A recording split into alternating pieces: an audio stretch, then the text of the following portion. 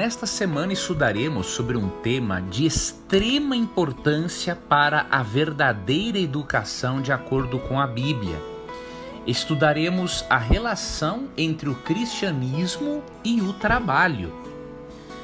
Vou começar lendo para você o que está em Gênesis 2,15, para você ver quando Deus criou o trabalho, em que contexto, e nós veremos também as mudanças que o trabalho sofreu após o pecado.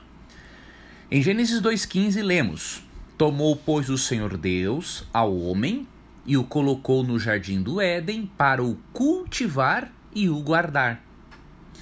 Nós vemos aqui que os nossos primeiros pais, mesmo tendo um corpo e uma mente perfeitos, eles precisavam de atividade.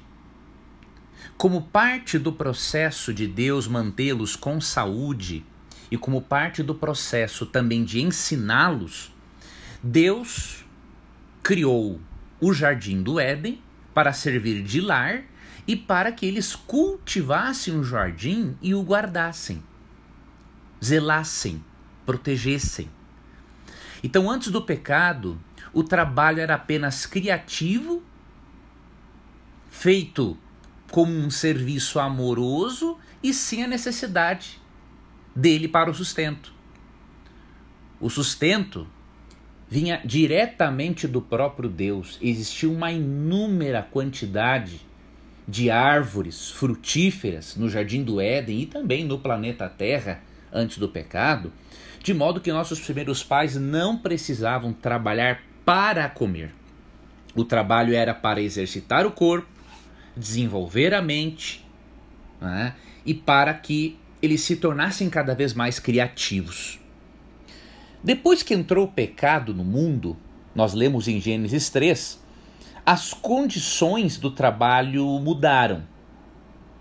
Por exemplo, o ser humano passou, a partir daquele momento, agora, trabalhar também para poder se alimentar. Antes não era necessário isso.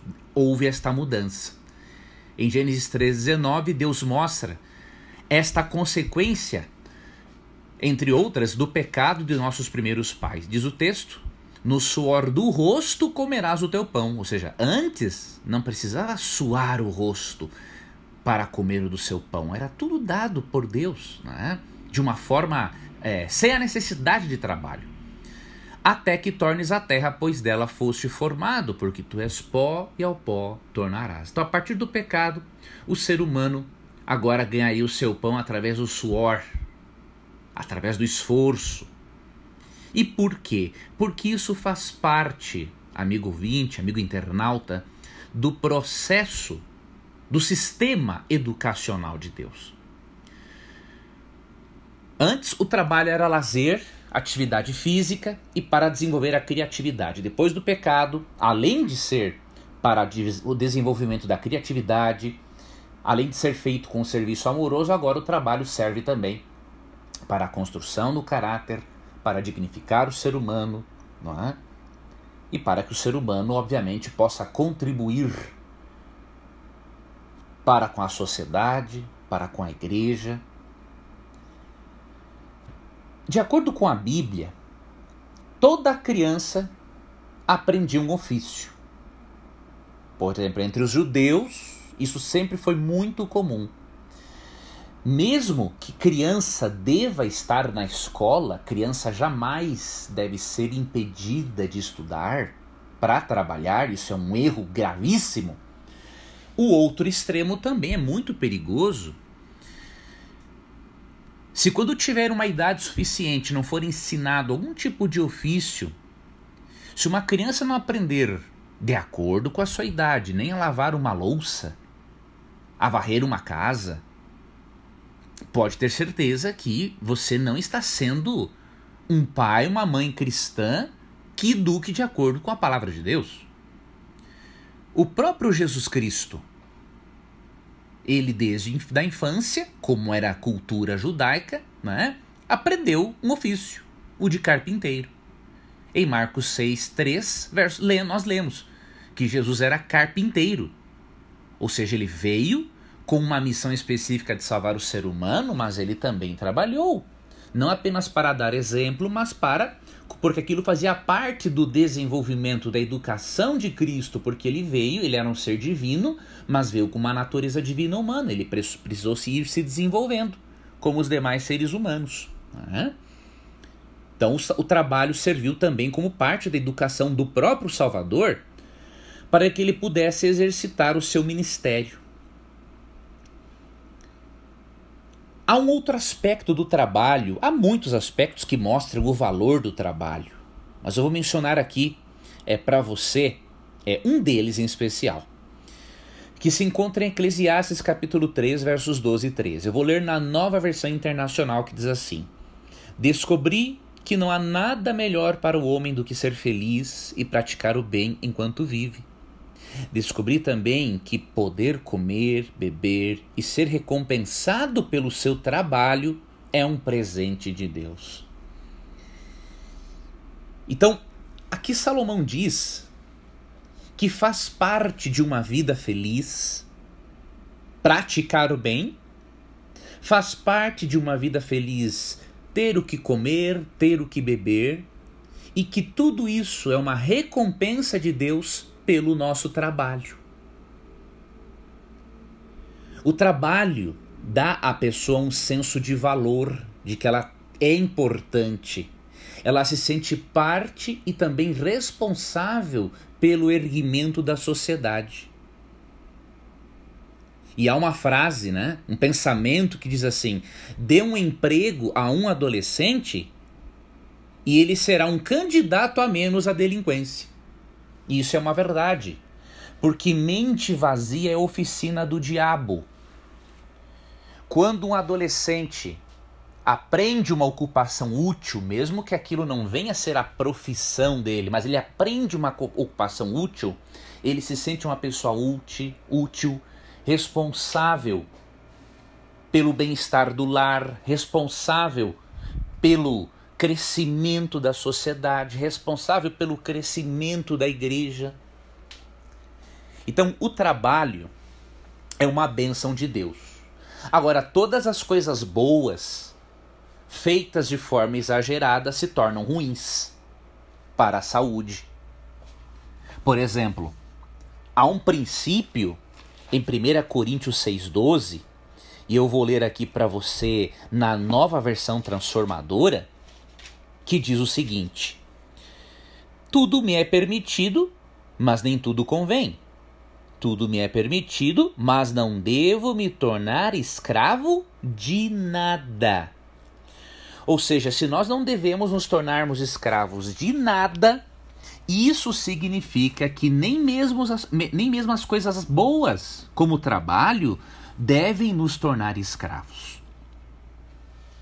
Há pessoas que permitem que o trabalho domine a vida delas, que seja o centro da existência delas. E isso por quê? Carência afetiva. A pessoa não teve a mãe, o pai, não souberam desenvolver nesta criança, inicialmente, o seu senso de identidade pessoal. Então, longe do trabalho, esse tipo de pessoa se sente deprimida, desorientada, ela não sabe para onde ir nem o que vai fazer. Só que o excesso de trabalho, ele atrapalha a sua felicidade. Porque você precisa trabalhar, mas também ter momentos para você mesmo, para você mesma. Aprender a gostar da sua própria companhia sem estar trabalhando. Você precisa ter momentos para a sua família, para o seu cônjuge, para os seus filhos, para os seus pais. Você precisa de momentos de lazer, momentos de atividade física, momentos tranquilos para fazer uma refeição gostosa, ou seja, ir à igreja. Você tem que ter uma vida equilibrada. Então, ao mesmo tempo em que a Bíblia ensina que o cristão precisa trabalhar, a Bíblia mostra também que o ser humano tem que ter uma vida de equilíbrio. Portanto, em resumo, o trabalho faz parte dos planos de Deus para a nossa educação. Toda criança e adolescente deveriam, de acordo com as suas possibilidades e capacidades, aprenderem algum ofício sem serem tiradas da escola. que isso fique bem claro, não é? E o trabalho deve ser feito com equilíbrio. Você não pode centralizar a sua vida no trabalho. E você pode se perguntar, talvez você que é jovem, Leandro, e o que eu vou fazer de trabalho?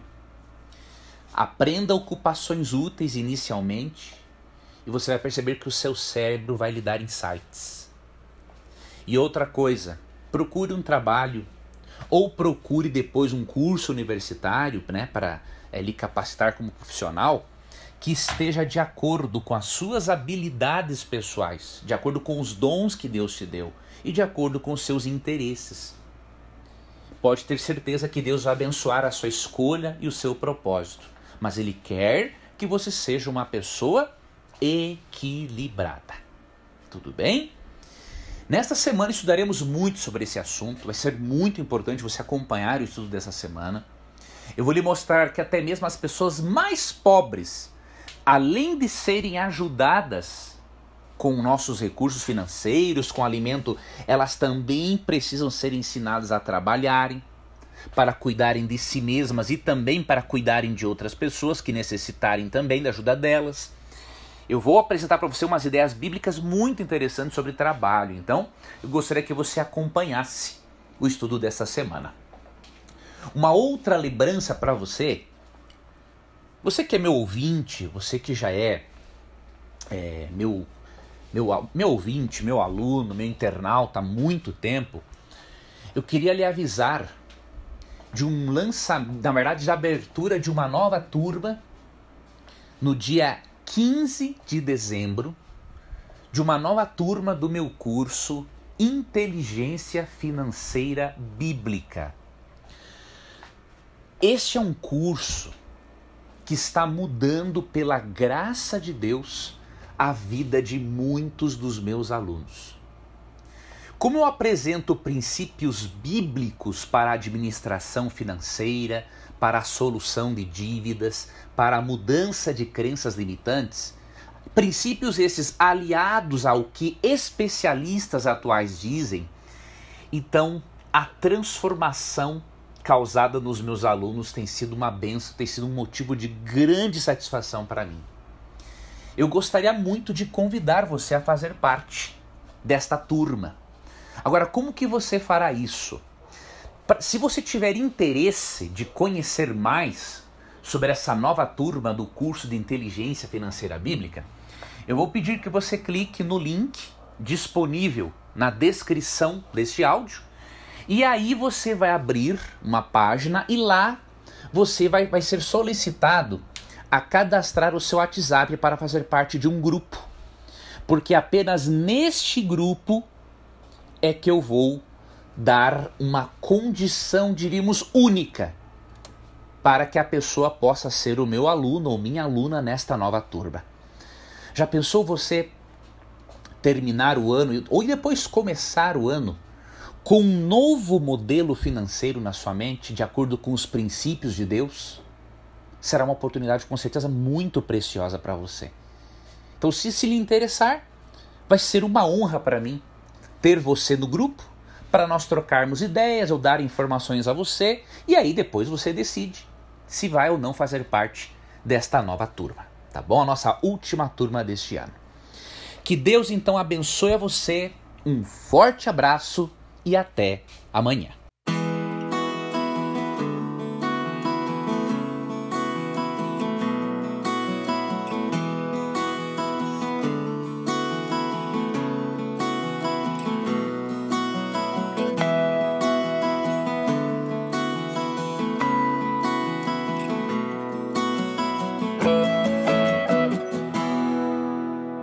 Olá, o que a Bíblia tem a dizer sobre a importância do trabalho na educação do ser humano?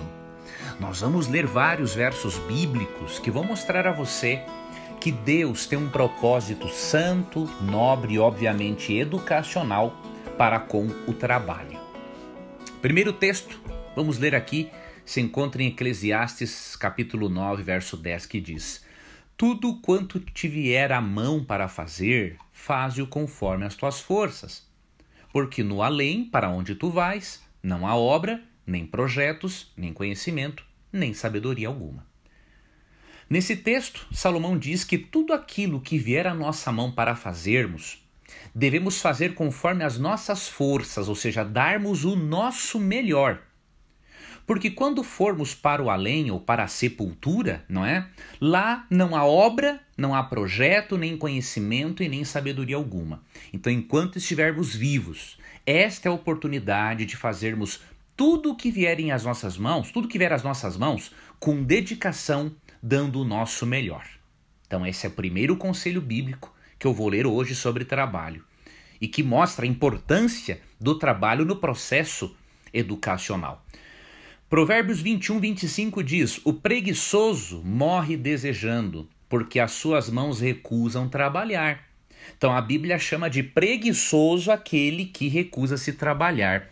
É muito interessante que no Brasil, em especial, nós vemos pessoas que nunca trabalharam e se recusam a trabalhar, são apenas mantidos pelos pais, querendo se candidatarem a cargos públicos e políticos. Uma pessoa que nunca trabalhou na vida, que nunca assinou uma carteira, essa pessoa não tem, diríamos assim, como é que eu vou dizer para você, moral, diríamos assim, know-how, na verdade, para eleger-se para um cargo público, né? Uma pessoa assim, como dizia-se lá no interior do Rio Grande do Sul, não é? Um filhinho de papai, né? Que é mantido pelo pai e pela mãe até sua fase adulta e que não trabalha, ele não deveria ter o direito de se candidatar para nada, né? Ele deveria, na verdade, ter um pouquinho de vergonha e trabalhar para dar até o exemplo para aqueles que irão votar nele, não é? E a Bíblia chama simplesmente de preguiçoso aquele que não trabalha. Simples assim. Outros dois textos importantes encontramos em Provérbios 10, verso 4 e também em Provérbios 12, 14. Em Provérbios 10, verso 4 diz assim: o que trabalha com mão remissa empobrece, mas a mão dos diligentes vem a enriquecer-se. Esse texto é um convite a você e a mim a não empurrarmos o trabalho com a barriga, a fazermos de qualquer jeito, porque quem faz isso empobrece. Só não empobrece se roubar. Mas se a pessoa for remissa no trabalho e empurrar com a barriga, vai empobrecer. Mas a mão dos diligentes, diz o texto, vem enriquecer-se. Então isso demonstra que o propósito de Deus é que você cresça. Como cristão, como pessoa, mas também profissionalmente. E, obviamente, com equilíbrio. Nós trabalhamos, mas não podemos ser escravos do trabalho.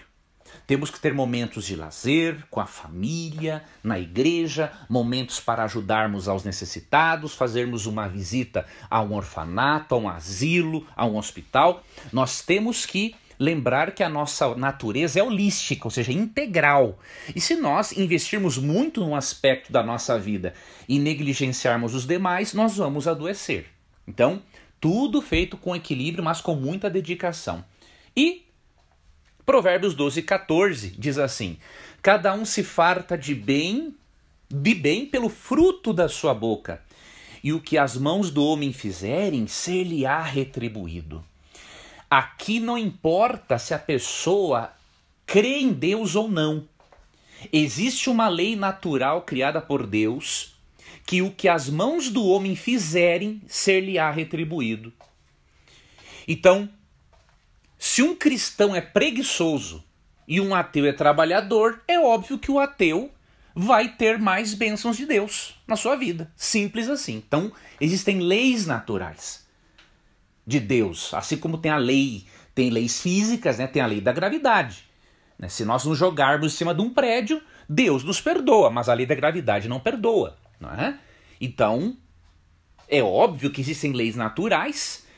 Deus derrama as suas bênçãos sobre bons e maus, sobre crentes e descrentes, e aquele que melhor usa-se, aquele que mais bem obedece às leis naturais de Deus, vai se dar melhor na vida, com certeza. Tá? A psicologia usa um termo chamado autoeficácia. O que é isso? Isso descreve a crença de que toda pessoa tem a capacidade de realizar algo significativo na vida. Então, se você continuar se vitimizando ou dependendo do governo para você ter as coisas e ser feliz, você não está bem emocionalmente. Você precisa desenvolver a autoeficácia. Ou seja, crer que você tem capacidade de realizar algo muito significativo na vida, independente da condição na qual você se encontre, porque Deus vai lhe abençoar e porque Ele criou leis que abençoam, que na verdade trazem resultados para aqueles que seguem essas leis. Ok? E qual é o propósito de Deus para com o nosso trabalho? Obviamente que o propósito principal é educacional, e também, obviamente, que nós tenhamos o nosso sustento. Mas Deus quer que através do nosso trabalho nós tenhamos bênçãos, tenhamos recursos para termos uma vida digna, confortável, mas existe um propósito ainda supremo. Deus não quer que abençoemos apenas a nós mesmos e a nossa família. Deus quer que abençoemos também ao nosso próximo. Então nós precisamos aprender a repartir algo do que temos com os pobres, com os necessitados. Mas mais do que isso, devemos também ensiná-los a se ajudarem. Por quê? Paulo orienta que toda pessoa precisa aprender a fazer o certo para que ela também possa ajudar outras pessoas. Em Efésios 4:28, por exemplo, ele diz o seguinte: aquele que furtava, não furte mais. Antes, trabalhe, fazendo com as próprias mãos o que é bom, para que tenha com que acudir ao necessitado. Então você percebe? É plano de Deus que o necessitado seja ajudado, que ele cresça e que ele ajude outras pessoas necessitadas. Deus não quer que pessoa alguma fique como um parasita sobrevivendo do salário dos outros ou do governo. Deus quer que a pessoa cresça para que ela possa ajudar outras pessoas a crescerem. E assim fazemos uma corrente de amor e de ajuda mútua, e assim vamos cumprir o plano de Deus, um dos planos de Deus para com a nossa sociedade. Tá ok? Amanhã continuaremos o nosso estudo falando sobre a importância do trabalho. E eu vou repartir com você ao longo dessa semana um capítulo fundamental. Um capítulo fundamental de um livro, Beneficência Social, de Ellen White. Ali ela tem um capítulo, o capítulo 23, que é intitulado Ajudando os Pobres a se Ajudarem. Quem ler este capítulo, ele vai saber o que é de verdade fazer caridade e como realmente se ajuda a um pobre. Você vai perceber que muitas pessoas não têm ideia alguma do que é ajudar verdadeiramente uma pessoa pobre. E eu vou repartir com você os princípios deste capítulo ao longo desta semana. Então fique atento, fique atenta, nós temos muitas coisas boas para aprendermos juntos.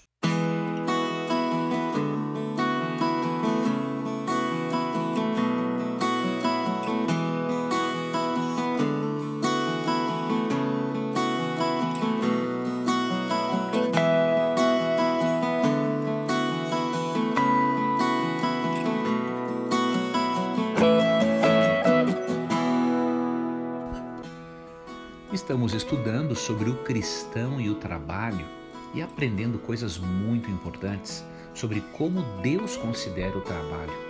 E se você e eu compreendermos o tema desta semana, nós seremos grandes profissionais e profissionais equilibrados, que saberão trabalhar com equilíbrio, com muita dedicação e ao mesmo tempo cuidaremos de outras áreas da vida, especialmente os nossos relacionamentos, a nossa família.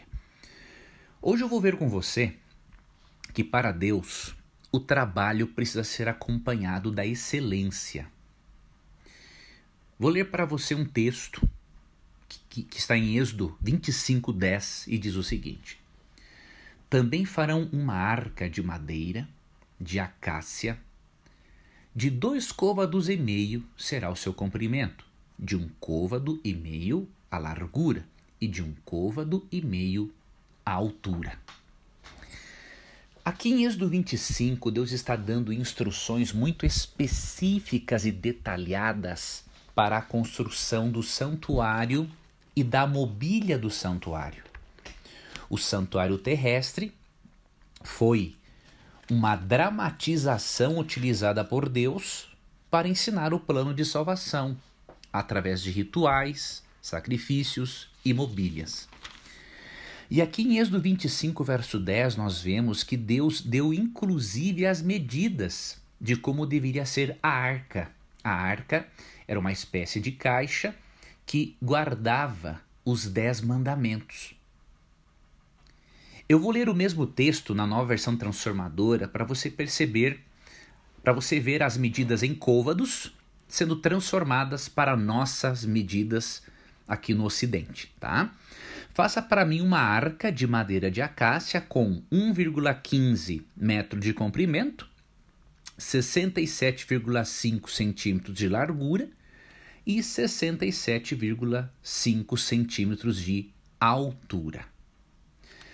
O que nós podemos perceber nisto e ao longo de todo o livro de Êxodo?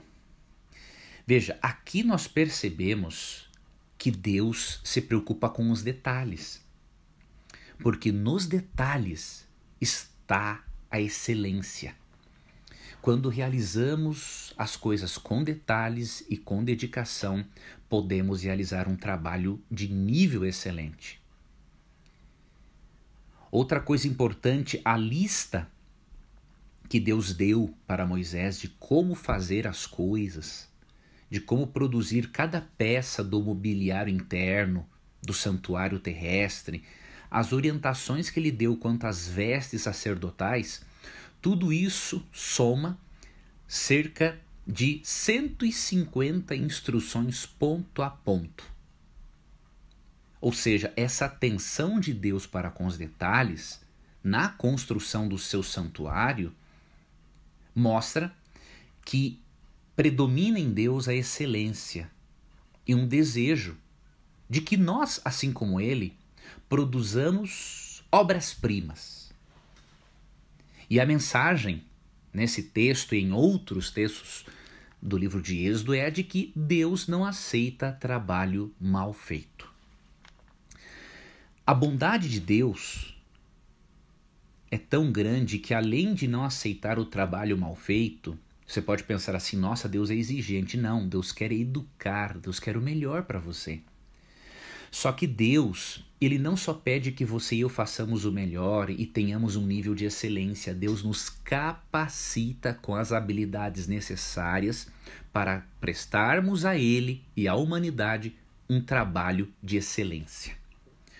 Se você ler, por exemplo, Êxodo 35, você percebe que Deus deu habilidades para as pessoas realizarem o trabalho de construção, tanto da arca quanto do santuário, para que tudo ficasse da forma como Deus gostaria, em um grande nível de excelência.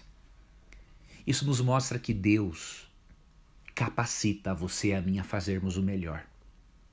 Em Êxodo 31, 1 a 6, lemos o seguinte, Disse mais o Senhor a Moisés, eis que chamei pelo nome a Bezalel, filho de Uri, filho de Ur, da tribo de Judá, e o enchi do Espírito de Deus, de habilidade, de inteligência e de conhecimento em todo artifício, para elaborar desenhos e trabalhar em ouro, em prata, em bronze, para lapidação de pedras de engaste, para entalho de madeira, para toda sorte de lavores. Eis que lhe dei por companheiro a Oliabe, filho de Aizamaque, da tribo de Dan, e dei habilidade a todos os homens hábeis para que me façam tudo o que tenho ordenado. Deus não apenas quer que o cristão realize um trabalho de excelência, Deus quer que o cristão permita que ele capacite a este cristão a realizar um trabalho de nível excelente. Somos seres falhos, somos pecadores, cometemos erros, cometemos falhas. Mas a nossa natureza pecaminosa não é uma desculpa para empurrarmos o trabalho com a barriga ou para fazermos as coisas sem dedicação.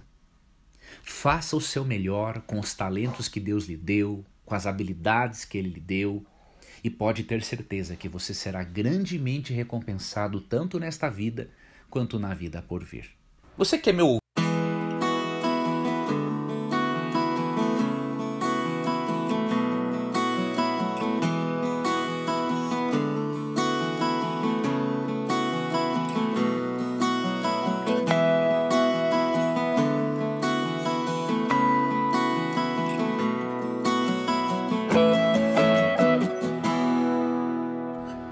Você sabia que o trabalho e a espiritualidade são inseparáveis? Aprendemos na Bíblia que o trabalho faz parte do plano de Deus para restaurar o ser humano. Afinal, mente vazia, como diz o ditado, é oficina de Satanás.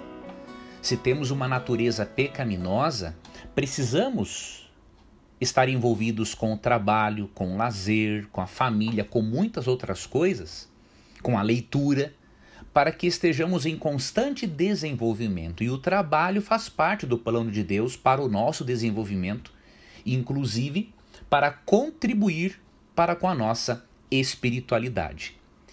E a relação entre trabalho e espiritualidade, entre trabalho e cristianismo, pode ser vista, por exemplo, em Efésios 4:28. Antes de ler Efésios 4:28, eu lembro a você de que 2 Coríntios 5:17 diz que quem está em Cristo é uma nova criatura. Isso significa que ao aceitar a Cristo como Salvador, isso vai refletir-se também na forma de a pessoa trabalhar. Isso vai se refletir na forma como ela trata os colegas. Se a pessoa era preguiçosa, ela deixará de ser preguiçosa. Se a pessoa tratava mal os colegas, tinha muitos problemas de relacionamento, ela vai passar a ter um bom relacionamento com os colegas.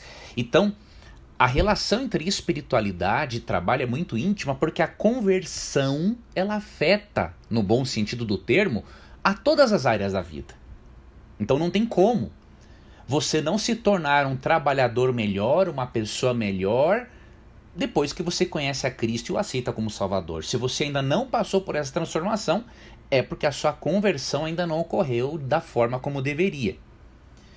E outro texto que nos mostra essa relação entre trabalho e espiritualidade é Efésios 4:28.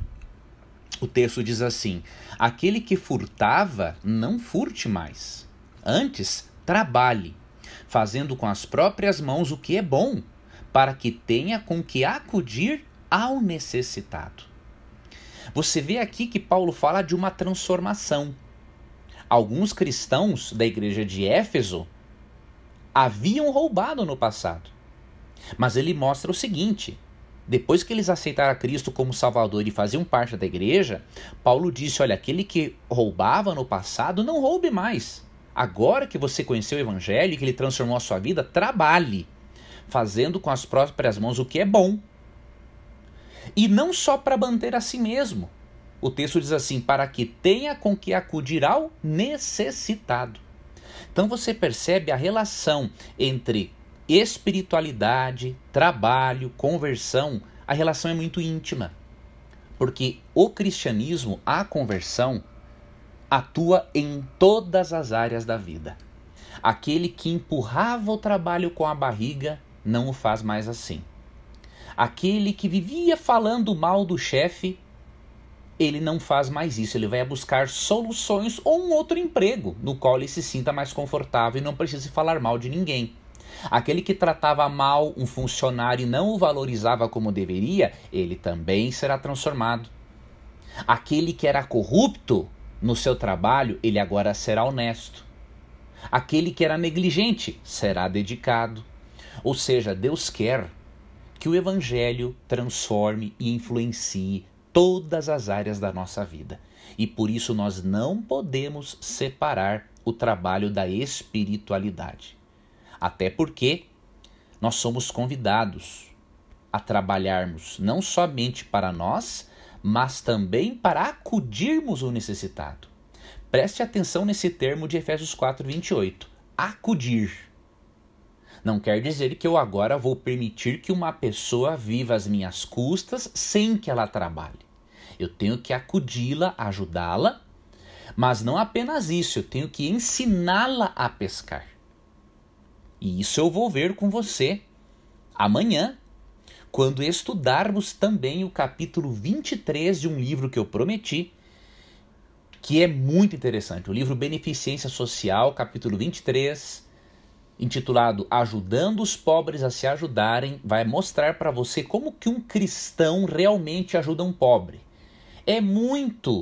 O que está nesse livro é muito mais eficaz do que esse socialismo barato, que nunca deu certo em lugar nenhum, não é? Que dá uma migalha para o pobre, para que ele se contente com aquilo e não o possibilita crescer, se desenvolver. Ou seja, ele recebe uma migalha, continua sendo cauda, sendo que em Deuteronômio 28, Deus quer que o seu povo seja cabeça e não cauda.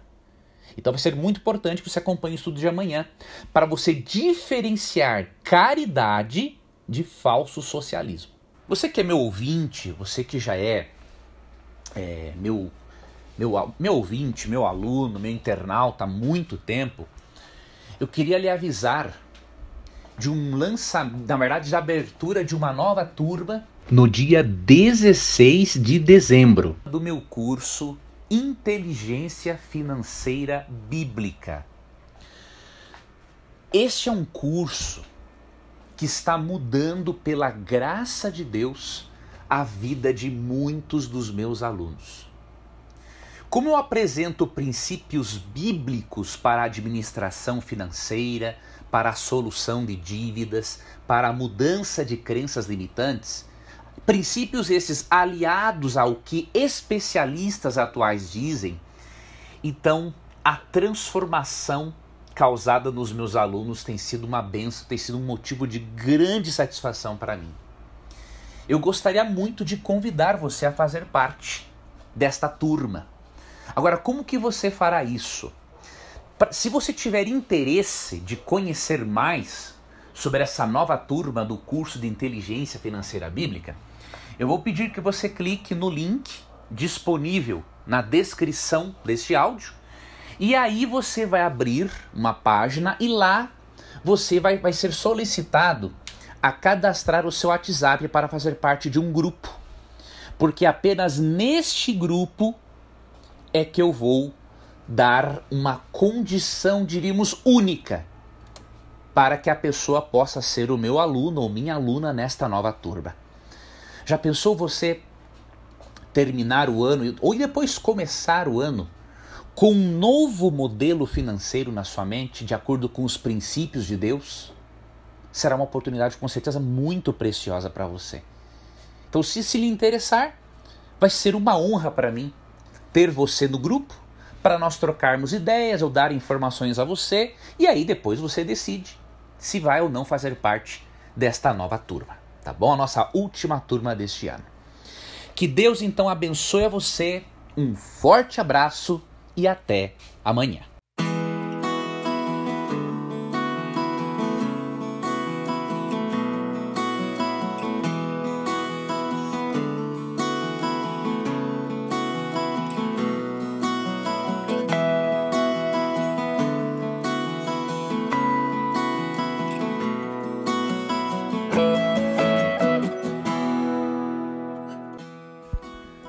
Nesta semana estamos estudando sobre a importância do trabalho de acordo com as Escrituras.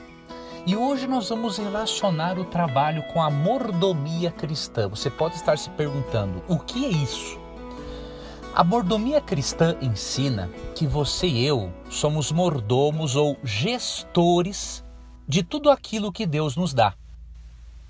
Somos gestores do nosso tempo, do nosso corpo, dos nossos talentos, do nosso dinheiro. E como somos gestores de Deus, devemos administrar essas áreas de acordo com a vontade de Deus. E qual é a relação do trabalho com a mordomia cristã? Em primeiro lugar, Eclesiastes 9, verso 10 diz o seguinte: tudo quanto te vier à mão para fazer, faze-o conforme as tuas forças. Então, como bons mordomos ou gestores de Deus, nós vamos sempre dar o nosso melhor em todo o trabalho que nós realizarmos. Porque nós, como gestores, temos que administrar a nossa vida, desenvolver nossos talentos, nossas habilidades para a honra e para a glória de Deus. Só que Deus quer que nós administremos o dinheiro, o tempo, o corpo, os dons espirituais que temos. E por isso, um outro aspecto importante da mordomia em relação ao trabalho tem a ver com o tempo. Por exemplo, se você é um bom gestor de Deus, que administra bem o seu tempo, você não vai ficar levando o trabalho para casa de modo que isso interfira no seu relacionamento com seus filhos ou com o seu cônjuge. Então você tem que ter equilíbrio, não é? Outra coisa, devemos buscar lazer, é óbvio. Precisamos disso para o nosso corpo e para a nossa mente. Mas se você busca muito lazer e reduz significativamente o tempo de comunhão com Deus, você não está gerindo, administrando direito o seu tempo. Então você e eu precisamos nos lembrarmos de que somos mordomos ou gestores do Criador. E por isso devemos fazer o nosso trabalho da melhor forma, devemos fazê-lo dentro do tempo de trabalho e não levarmos trabalho para casa de forma que interfira nas nossas responsabilidades para com filhos, para com esposa ou para com o cônjuge. E também devemos, obviamente, ter momentos de lazer, mas não permitir que esses momentos de lazer tomem mais do nosso tempo ainda do que a comunhão com Deus. Então, é isso que a lição de hoje quer nos transmitir. Seja um bom gestor de Deus no seu tempo, administrando-o corretamente, e também no seu trabalho, dando o melhor e realizando dentro do prazo certo.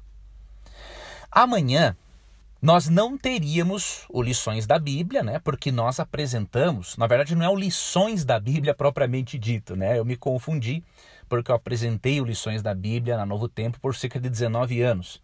Mas amanhã nós não teríamos o estudo da lição.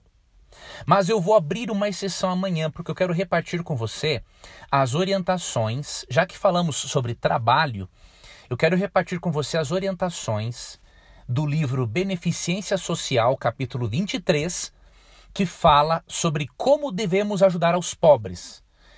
Muitas pessoas acham que nós ajudamos aos pobres só dando algo para eles. Não que não devamos fazê-lo, devemos fazer isso. Mas a ajuda aos pobres envolve muito mais do que isso. Você vai ver no Beneficência Social, uma obra de Ellen White, que as dicas que ela dá com base na Bíblia não tem nada a ver com esse socialismo barato que tem falido alguns países, especialmente na América do Sul. Então, não perca o programa de sexta-feira, de amanhã, porque nós vamos estudar este capítulo, tá bom?